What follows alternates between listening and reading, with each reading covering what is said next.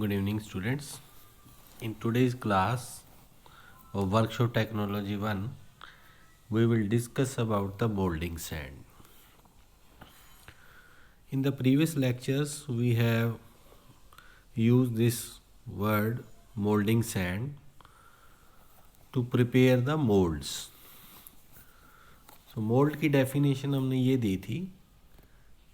A mold can be described as a cavity or a void in a compact sand mass which is produced with the help of a pattern, and after the removal of the pattern a cavity is produced which is known as mold, and when this mold is filled with molten metal it produces a casting. So molding is a process of making molds from which castings are obtained. Okay. Now moulds जो हमारी cavity है ये हमारी दो तरह के material से basically बनाई जाती है, मेटल्स और नॉन मेटल्स. ठीक है ना. तो मेटल्स में हम जनरली जो यूज़ करते हैं that is steel, grey cast iron और एल्यूमिनियम. और नॉन मेटल्स में हम मोल्डिंग सैंड यूज़ करते हैं, graphite, plaster of Paris, silicon carbide, ceramics, wax भी यूज़ करते हैं हम इन्वेस्टमेंट कास्टिंग में. तो ये हमने मटेरियल्स को दो कैटेगरीज में डिवाइड किया, metals and non metals. And out of this whole list moulding sand जो है हमारी कॉमनली यूज़ की जाती है मोल्ड बनाने में. तो आज के इस लेक्चर में हम डिस्कस करेंगे कि ये जो मोल्डिंग सैंड हम मोल्ड या कैविटी बनाने के लिए यूज़ करते हैं इसमें कौन कौन से एलिमेंट्स होते हैं बेसिकली. तो चार एलिमेंट्स हमारे बेसिकली हैं हमारे पास: silica sand, sand binders, additive materials and water. तो we will discuss one by one. तो first we will take silica sand. तो silica sand as the name indicates it is a type of sand. Okay. इसमें silicon dioxide जो हमारा सबसे ज़्यादा होगा, approximately 81%. Okay. और ये बेसिकली कहाँ से हमें मिलती है सिलिका सैंड? तो बॉटम्स में मिलती है. जैसे रिवर के बॉटम्स में, bank of rivers, lakes and large storage of water, means rock के टूटने से जो सैंड हमें मिल रही है. ठीक है ना. तो it is a product of, you can say, breaking of silica rocks, quartz rocks and the decomposition of granite, जो कि हमारा एक हार्ड जो पत्थर है, ठीक है ना, उसके ब्रेकअप होने से जो रेता हमें मिल रही है that is called silica sand. ठीक है. तो सिलिका सैंड अप्रॉक्सीमेटली 60 to 90% रहती है मोल्डिंग सैंड में. तो ये हमने एक कॉम्पोजिशन भी दी हुई है कि सिलिका सैंड में approximately silicon dioxide SiO2 approximately 80.8%, alumina Al2O3 14.9%, iron oxide Fe2O3 approximately 1.3%, combined water moisture content रहेगा अप्रॉक्सीमेटली 2.5%, और सम अदर इनर्ट मटेरियल्स भी रहते हैं उसमें अप्रॉक्सीमेटली 1.5%. तो इस तरह से अप्रॉक्सीमेट कंपोजिशन रहती है और ये चेंज होती रहती है. These are approximate percentage wise values of this silicon dioxide, alumina, iron oxide, combined water and other inert materials. Okay. Now second जो इसमें एलिमेंट रहता है हमारा मोल्डिंग सैंड के अंदर दैट इज सैंड बाइंडर्स. जैसे हम कनक के आटे से रोटी बनाने के लिए पहले उसमें यू कैन से कुछ बाइंडर्स वाटर हम यूज़ करते हैं. ठीक है ना. तो सैंड के कणों को, सैंड के पार्टिकल्स को आपस में बांधने के लिए हमें कुछ बाइंडर्स यूज़ करने पड़ेंगे ताकि एक दूसरे से चिपकते रहें, ठीक है ना, ताकि जो उसको शेप हम देना चाहते हैं कैविटी की वो आराम से दे सकें। तो सैंड बाइंडर्स बोलते हैं इनको, ठीक है ना। तो प्योर जो सिलिका सैंड होती है उसमें बाइंडिंग की क्वालिटी नहीं होती, तो इस बाइंडिंग की क्वालिटी को इम्प्रूव करने के लिए हमें कुछ इसमें सैंड बाइंडर्स ऐड करने पड़ते हैं मोल्डिंग सैंड में। तो पर्पज़ हमारा ये रहता है to give it sufficient strength and cohesiveness. अब को स्ट्रेंथ तो आप समझ रहे हैं कि सैंड पार्टिकल जब एक दूसरे से चिपकेंगे, ठीक है ना, तो उसको हम पर्टिकुलर शेप दे सकते हैं।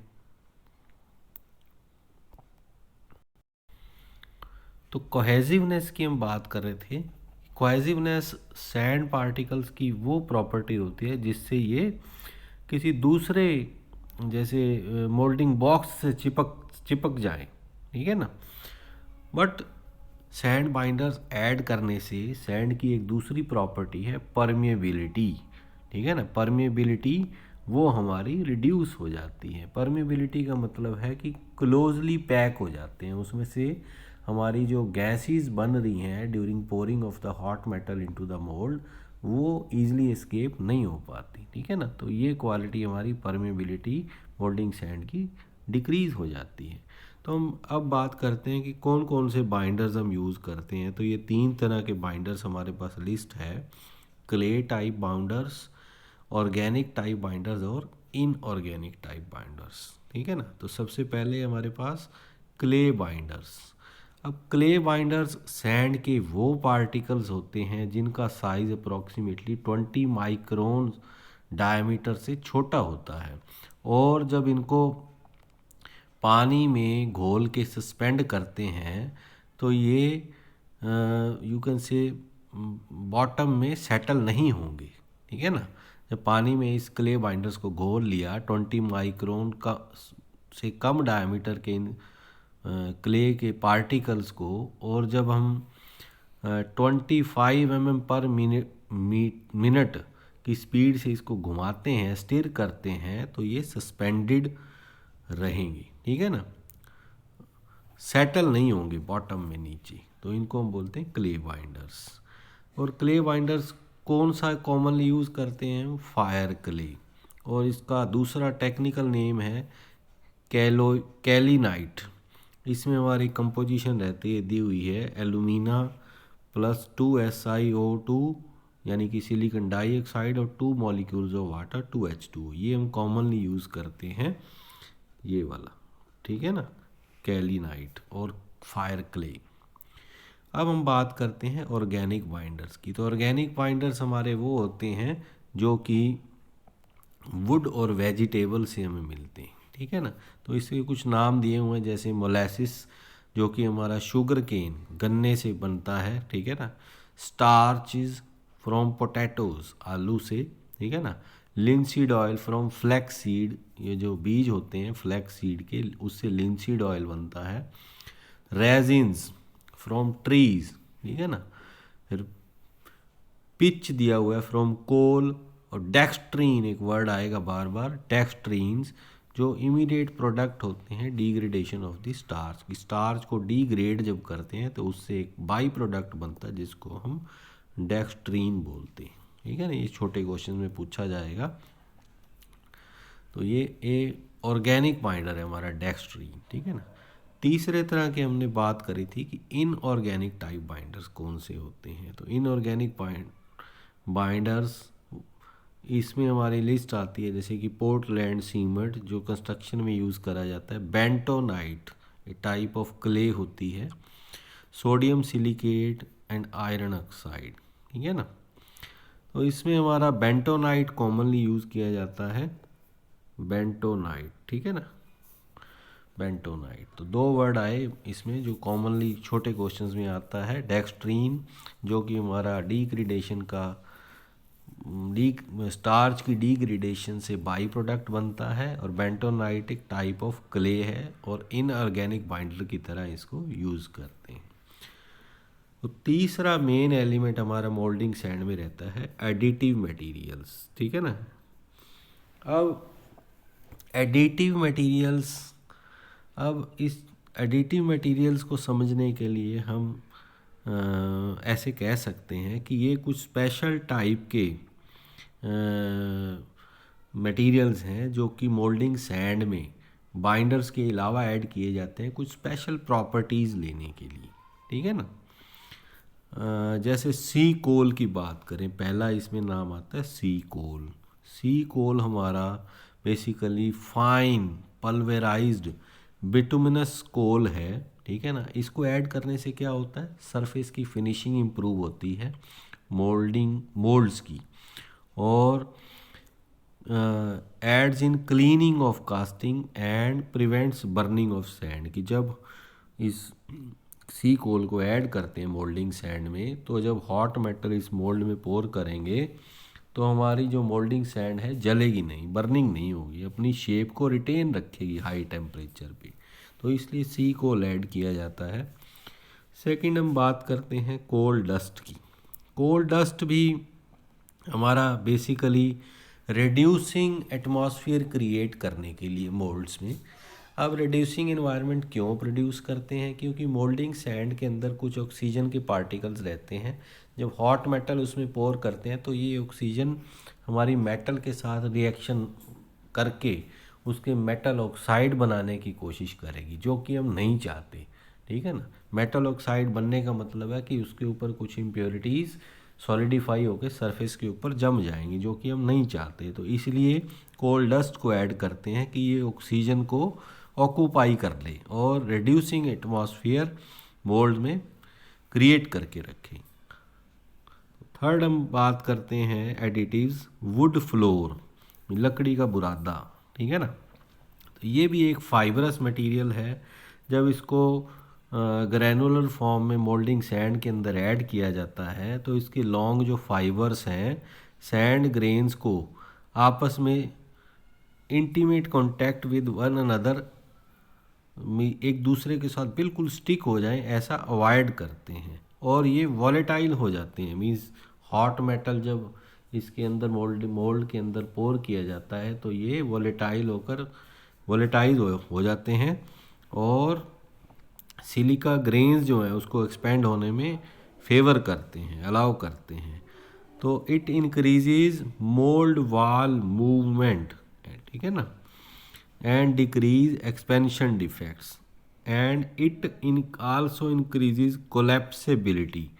अब ये कोलैप्सिबिलिटी क्या होती है कि एक मोल्डिंग सैंड की खास प्रॉपर्टी होती है कि जब हम हमारी कास्टिंग सॉलिडिफाई हो जाती है तो हम उसको रिमूव करते हैं, तो सैंड अपने आप या स्मॉल फोर्स से हमारी मोल्डिंग सैंड अपने आप वहाँ से हट जाती है और कास्टिंग बाहर आ जाती है। तो ये इस प्रॉपर्टी को कोलैप्सिबिलिटी बोलते हैं, ठीक है ना।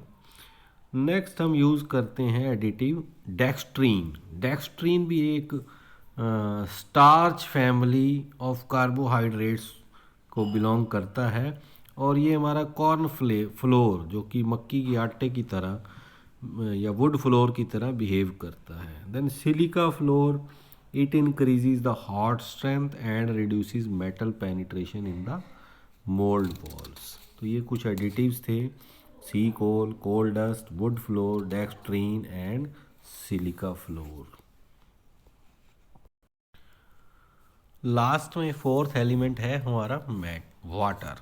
तो वाटर हम बेसिकली मोल्डिंग सैंड में ऐड करते हैं, किस लिए कि उसकी प्लास्टिसिटी इम्प्रूव करने के लिए, ठीक है ना, और उसको स्ट्रेंथ देने के लिए, और इसकी जो अमाउंट रहता है generally 2 to 8%।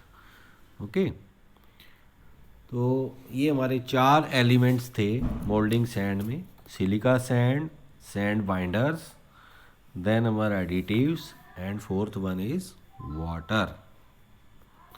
I hope you have understand the lecture. Thank you. Meet you in the next lecture.